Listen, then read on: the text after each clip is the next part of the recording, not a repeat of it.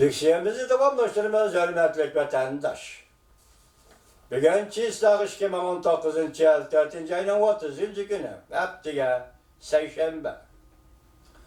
Endiki mavzumunda Amerika harbi parxotlarının arka-arkadan Tayvan boğazının ötkenliği, Amerika-Cungo münasebetini Tayvan'dan yoruk nokta işgalliğini körüstüp verdi. Mavzulu haber 4. ayının 30. gün Amerika avazdan Xitay programı ilan kılındı. Haber mındak başlandı. Tayyip mındak haber kıldı.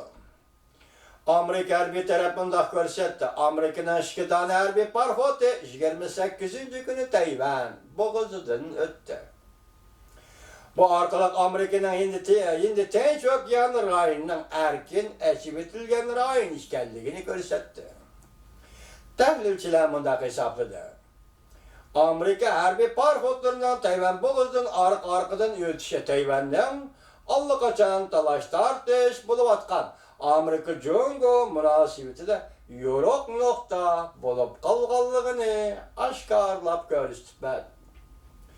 Tayvan harbi taraf haftanın 1. günü mındak delilledi. Amerika'nın 2 tane uruş parxotu haftanın 1. günü Tayvan'dan garip tarafı Janubı deniz yüzüden Janub'da şimalga qarab qatnap öttü.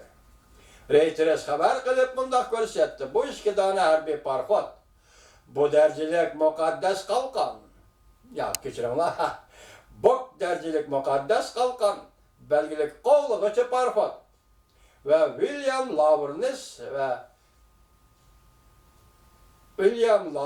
ve Stanis belgelik parxotlar.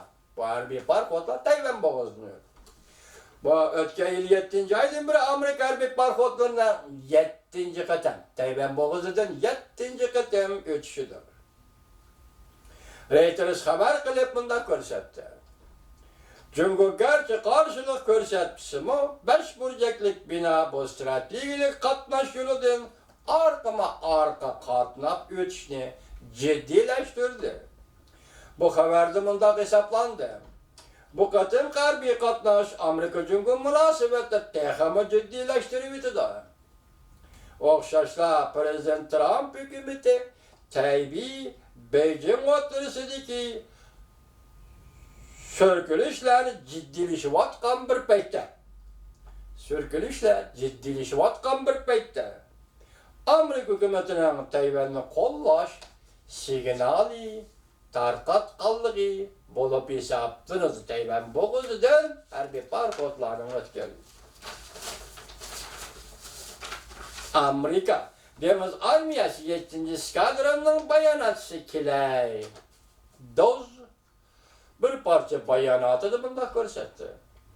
Harbi parxotlarının Tayvan boğazıdan ötkenliği Amerika'nın endi en çok yan rayınıga bergen vədisini aşkarlap verdi. Doz bunda görsetti. Amerika Deniz Armiyası halkara kanunla yol koygan her kandak rayından kattap ötüdü. Çok ötüdü. Haftanın 1. günü çıktım buran Tayvan harbi taraf bir parça bayanat edip mındak görsetti. Amerika harbi parxotlarından deniz boğazdan katnap ötkenliği endi Tinç Okean'da stratejilik vazifelerini ada kılışının bir halkısıdır. Tayvan Devlet Siyasi Tetkikat Fondu Devlet Bexatarlığı alaylı tetkiqatçısı Li Huaqiu mındak hesapladı.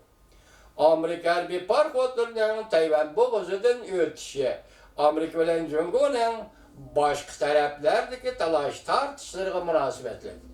Bu gep kaltısı yapıyor vatandaş bir cümle cuma.